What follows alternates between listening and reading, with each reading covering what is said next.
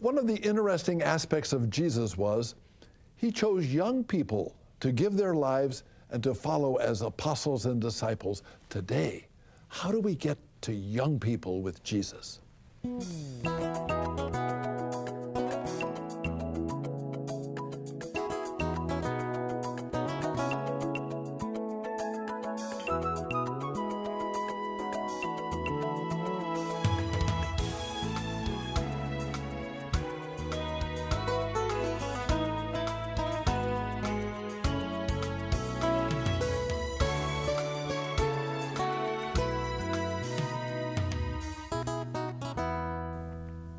Hi, my name is Father Mike Manning. I'm a Catholic priest. God bless you for coming and sharing with us. Today, we are going to have a very exciting program. I know you're going to be blessed. We're going to be talking about a topic that's very relevant. How do we make Christ present with young people? And I have a very special friend, Chris. God bless you. Thank you so very much for coming and being with us. Thank you for having me, Father Mike. You're a person who's given yourself to Christ, but you've also done it in a way that is inviting as many young people as you can through your speaking and through maybe even more through your music to come closer to Jesus. Yeah. Tell us a little bit about your relationship with Jesus, would you, so that we can kind of relate to you and know who you are. Yeah, okay, well, you know, I've always had a very strong relationship, at least with my faith with Jesus, with music, with all of it put together. And I was really raised in the faith by my mom, Kathleen. She, you know, ever since I was young, I remember my earliest memories of a church are sitting, you know, in the choir loft, hiding behind the ledge, playing with Ninja Turtles toys while my mom is cantering for the mass or something like that. And that's really like my foundations of the faith was through the music and everything. But then I really learned the mass because I was always there, and I was always actually, you know, up there with everybody and getting to experience all of it. It's just, it's a really deep relationship that I've cultivated with God, and starting with my mom, starting with viewing masses, until it got to the point where I began to develop my own deep, more intimate relationship with God and with Jesus. And, have you ever had any problems? Have there ever been some times of separation and struggles? Oh yeah. For example, I think we can all relate to saying, "Hey, that's wonderful, you did that," but in our lives, oftentimes the things that happen with some people that we love that maybe can kind of turn us away, they can be reflected on our relationship with God and with Jesus. Definitely. Can you share anything that maybe was making a little bit of a rocky road in your relationship with Christ? Yeah, sure thing, no problem. There, like any young man growing up, I went to school. I went to Catholic schools. I went to public schools, and when I was in those schools, and I'm sure it's probably the same today with the way high schools are and everything, there's this element of just peer pressure and people having their eyes on you and judging you because of your faith. I used to play football, and it was difficult being a football player and being in that locker room and seeing these guys, and they're trying to be all macho, and they're trying to say, we rule the world type of thing, and you're supposed to, and here I am, number one. Yeah, exactly. And here I am supposed to be on the inside saying, no, God's number one, but you kind of whisper it because you're afraid of what they're going to think, and so within certain groups and certain settings, I would actually have to hide my faith and then actually even have to deny it, depending on who you're in front of. Just like through the Gospels, people have denied the faith out of fear, and I'm no different from that. It's happened to me in the past, and building up the courage to finally say, you know what, this world is how it is, but I'm a person of faith is something that took me a long time to really build up the courage to build up the strength for. So one of the important aspects of Christianity is looking at our past and then experiencing a time of encounter with Christ. But then the question is, are you able to live out that faith? Tell us how you are experiencing this faith in Jesus that you have. You're involved in the church a great deal, and you're involved in music. Tell us a little bit about your involvement in Christ. Well, I'm very, very blessed. Like we had said before, I do music, and that's part of one of my primary ministries to this church is I do music for masses, retreats, everything like that. I actually work in the office of worship for the Diocese of San Bernardino, and on a daily basis, I get to work with liturgy. On a daily basis, I get to work with people. I get to do things that are directly involved with our faith. And it's a great opportunity for me to live the faith out, because there are some people where they have a job that doesn't necessarily support an element of faith. And here I am, the lucky one. I actually get to live my faith out when I go to work. Yeah, you're right there. It's a great thing. I walk through the doors, and there's our images of Christ. There's our pictures of the Pope and everything, and we get to unashamedly be Christian, unashamedly be Catholic. Yeah. Tell me a little bit about the music. You've recently had an album published, yes. and you're out getting it going. It is really recently, but it's gone well, hasn't it? It's gone. And yeah. initially, you're getting your things going.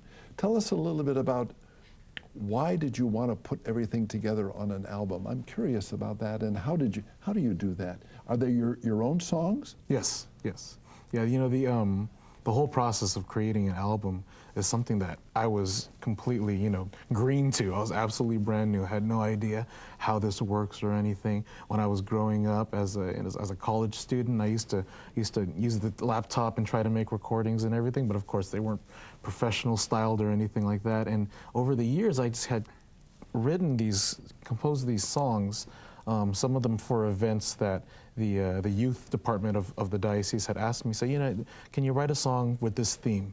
The theme is "Come as you are, come the way that God created you." So we wrote a song called "Come as you are," and then they said the next one is "Falling into God's mystery," and then I said, you know what? Let's write a song called "Into Mystery." And so over the years, either by commission or divine inspiration, so these songs were written, but I didn't have a way of really putting them out there other than when we play them live. And so one day I was approached by Valimar and Frank Jansen, these world international Catholic composers and singers and musicians, and they said, you know what, we're going to make an album for you just because you have good stuff, it's worth listening to, and we're going to put it out. And so then we entered this 7-month process of recording. 7 months? 7 months. Yeah. Oh my gosh, I didn't realize. I thought maybe in 2 weeks you'd be able to put it all together. You would think, right? Because the album's only 45 minutes long. Yes, but yes. 7 months of work goes. 7 months yeah. of work. Oh, yeah. God bless you. Yeah, but you're able through that to be able to get to many more people with the gift of your music and what you're sharing with what's going on. Tell me a little bit about your work with young people. I'm curious, what's your way of getting people to know and accept Jesus if they don't know anything about him? Or, and then the next step would be, how can you get them to be able to understand the importance of the church, which is that community of people? First, how do you talk to people about Jesus to get them to respond to him?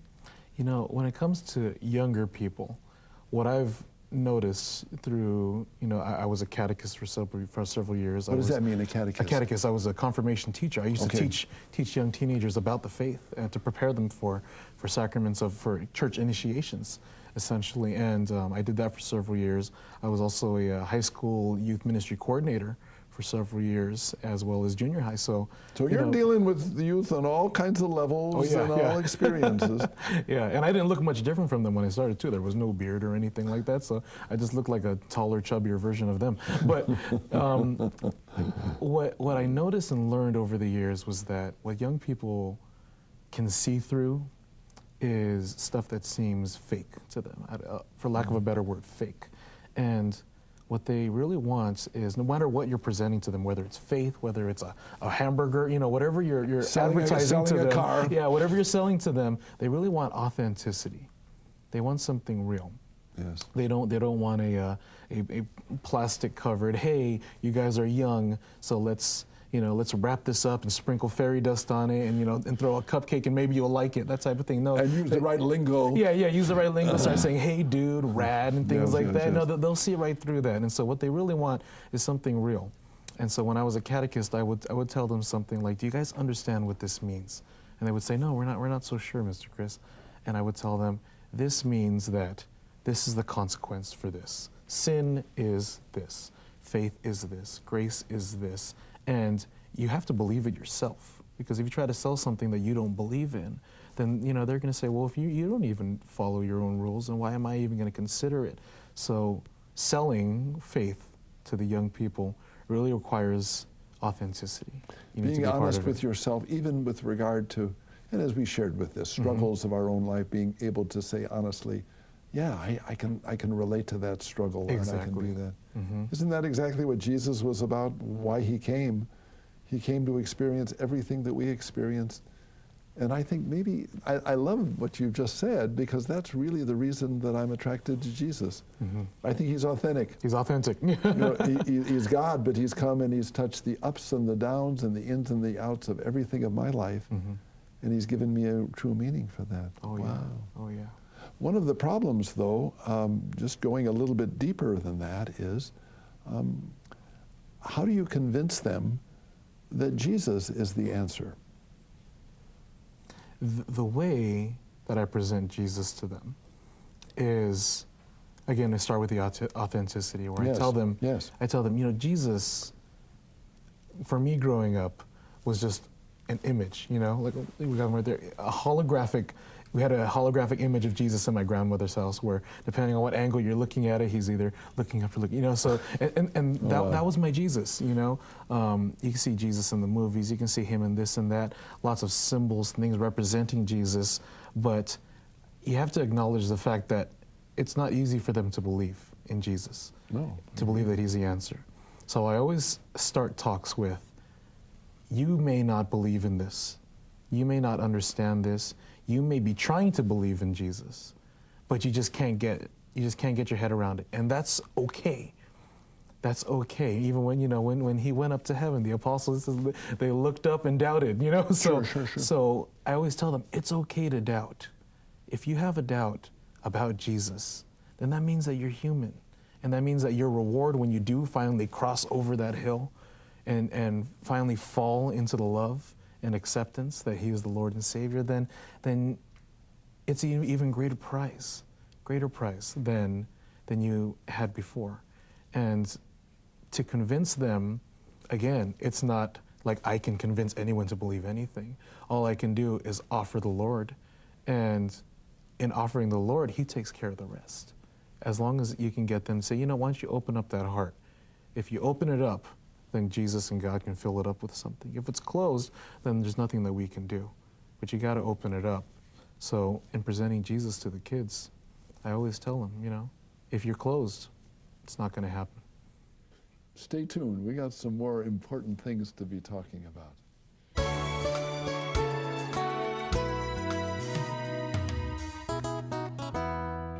Thank you so very much for your prayers and your financial support of this ministry. You are vitally important.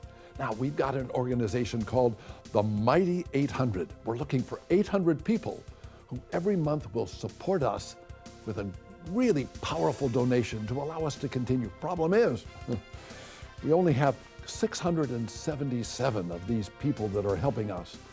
We need another 123. Would you think about joining the Mighty 800? Remember, the purpose is we get a program that goes across the country every week, sharing the love of God and the power of what God can do in everyone's life. This program is seen on the Trinity Broadcasting Network, it's seen on the Church Channel, and even on the American Forces Network, plus many cable networks. In addition to that, we have a daily reflection for your smartphone. It's called iGod Today. Oh, this message is going to 70 countries around the world. But in addition to that, we have to be involved with this internet. We have to maintain our web page. We also have to be very active in social media. You know that. It's called Twitter and it's called Facebook. When you join and make your first payment, I'll send you a free copy of my book, 15 Faces of God. This is the story of how Jesus tells us who his Father is through the parables of Jesus. And if you're already a Mighty 800 number, and when you invite someone else to join the Mighty 800, we'll send you and your friend a copy of 15 Faces of God. Please. Our need is urgent. We need help. Please call the number on the screen or reach us by email. And God bless you for your generous help.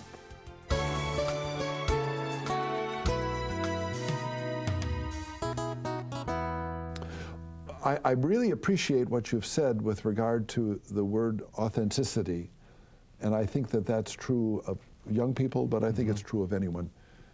That if we're ever going to be able to convince another person of something that we want them to, I've got to go down that road myself. I've got to do that. And it highlights a sentence that you might have heard me say this before, but I think it's the most destructive sentence that any person could ever say in their life.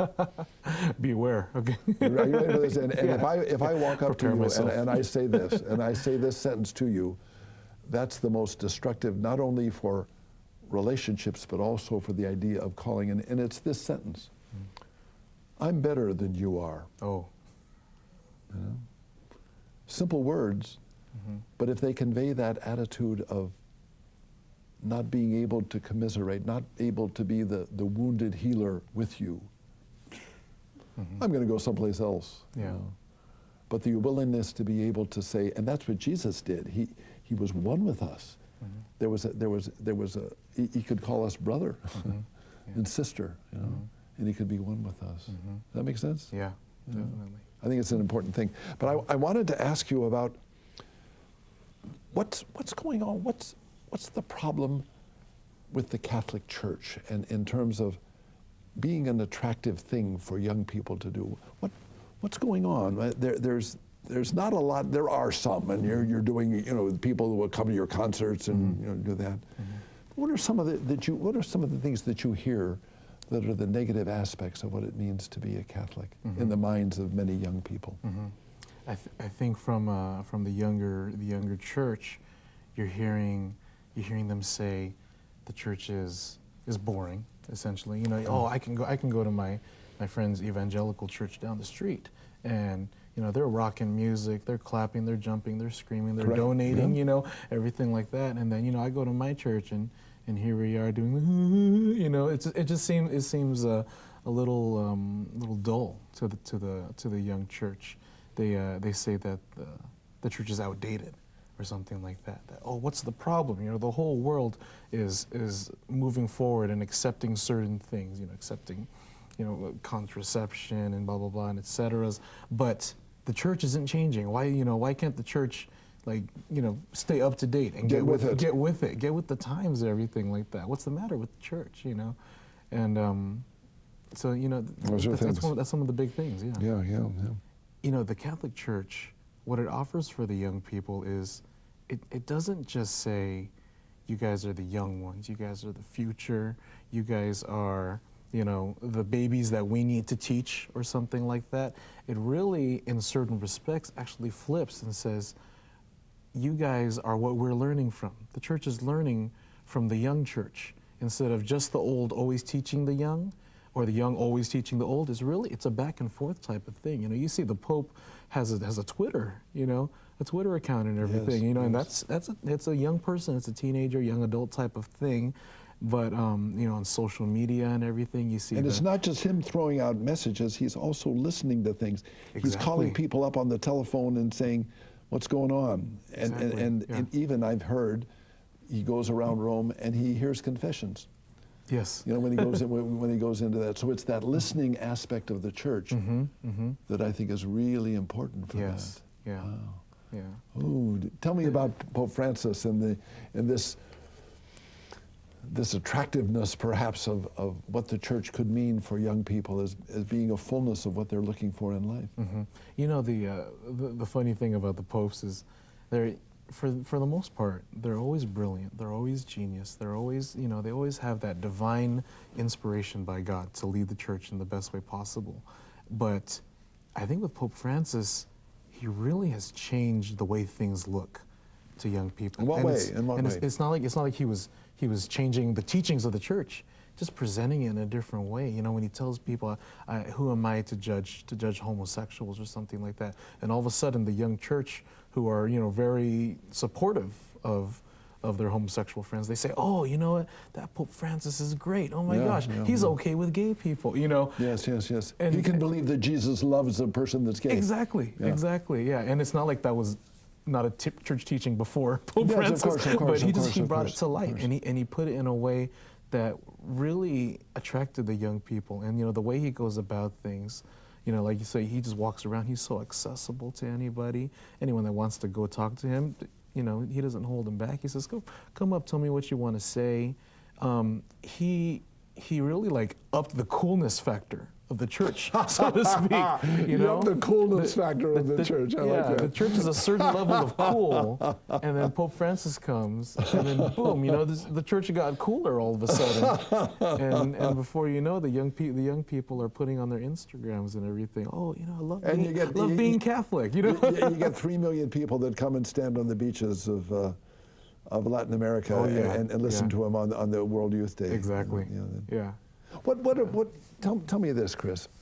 What are young people looking for in the church? We can speak of the negativity over and over again, but what are they looking for? For example, when they come to Mass on a Sunday, what are young people doing, and what are you trying to inject into the worship experience as you're involved with worship? What are you trying to give them that they've been saying to you, this is what we need? I think there's a really strong need amongst, not just in California, not just San Bernardino, not just America, all over the world in our churches. The young people are really looking for a sense of belonging. They go to their schools, and the schools are, composed of groups. There's the athletic group, there's this group, there's that group, there's the musical group. And so when they go to their schools, they're part of a group. And then they walk into a church, and they're sort of taught that this is all one big group. And they sort of say, well, that's not specific enough for me. I want something specific. I want to be a part of something real. And I think what we need to do in our churches, and what our churches have been doing, is saying, this is a place where you belong. It doesn't matter what you're like. It doesn't matter who you are, what you've done, what you've said. There's a Backstreet Boys song that says, I don't care who you are, where you're from, what you did, as long as you love me. It's exact same that thing. Idea. Yeah, it's like, come exactly the way that you are, because you belong here no matter what shape, color, size you are. And, when it comes to our ministries, in the youth ministry group that I'm a part of at Our Lady of the Assumption, we do that. We tell them, it doesn't matter what you are or who you are or how you are. You are a part of this, and it's okay if this is your 4th straight year coming to these youth nights, or if this is your very first youth night this year, or your very first experience in a Catholic church ever. You're a part of things because you are here, and because Jesus brought you here. There's a purpose for you. And in the music that my group does, on the album called Rethink that we made, we really preach a lot of come with your sins, come with your strengths, your weaknesses, come with everything, because God's really going to take it. And Jesus says, I don't care. I don't care. Like he would go into the towns, and he would say, first thing he would say is, where's the prostitutes? Where's the messed up people? The messed up people. Yeah, exactly. Those are the ones I want to likes. hang out with. Yeah. And so it doesn't matter. And for the church to really tell the people, young people, you belong, is something that they're looking for, something they're waiting for. And young people, they got to hear it physically sometimes. They got to hear it in their ears. You got to say it. I had a question that I wanted to ask you, and I think you might have answered it just by what you just said. And it was that question of, what can we, perhaps who are older, what can we do to make sure that young people feel accepted and are invited into the churches that we participate in? And what you're saying is, we got to make sure that they feel welcome. Huh? Yeah. They're a part of things. They hold up a pillar just like everybody else does. And that means that I need, if I'm really going to be that means that not just that I kind of give them a place in the pew or allow them to play music, but I think it's also a really willingness to listen to them, to listen to what they're saying with their mouths, with their tats, with their hair color, with whatever's going on in their life, and to allow that to be a message. Oh, you said it so well, that's accepted and believed in God. We're going to come back in just a moment, Chris. I want to pray for you, and I want to pray for those that you love. Pray especially for those that you love that are young, and to ask God to bring special blessings on that. We're going to bring in some special intentions that we can pray for. So please, sounds good. Listen to this message. We're going to be praying for you. Just come on right back.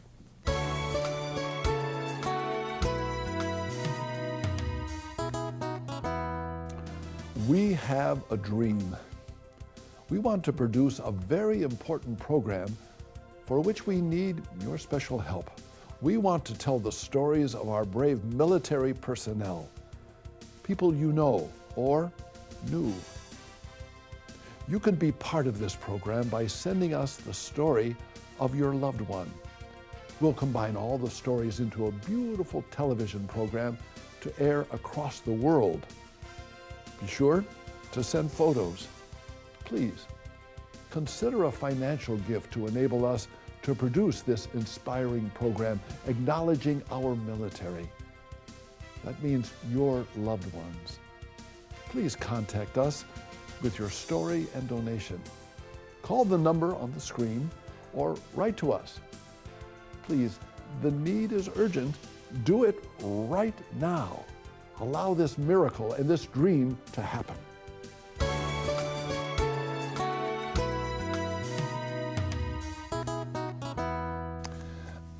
Chris, one of the great joys of this ministry is that not only do I get a chance to talk with people like you, but I also get a chance to share and offer people the possibility of sharing their own hearts and their own struggles. These are just some of the phone messages we get, some of the letters that are sent, some of the emails that are sent, from that. But let's pray, if we can, Chris, for the people that are reaching out to us. Let me share with you some of the people. And again, would you pray, please, right with us for these people? Christy from California. She's home from the hospital. God has saved her life. She's hoping to go home to Nigeria. Susan from New York. Son is in the military and needs a job. We got to worry about that very much, Lydia from California. Pray for herself. Still grieving over a son who was killed in Iraq. And here's Pauline from California. We're praying for a lady by the name of Judy, and I know Judy. Judy used to work with us. She's been diagnosed with Hodgkin's disease, and we want to pray for that. Lord, you're a God who doesn't forget us and a God who loves us. Come into these lives. Bring your healing. Bring your peace. Bring your fullness of all the things that people are longing for in their love. And may Jesus' love for you always make you smile.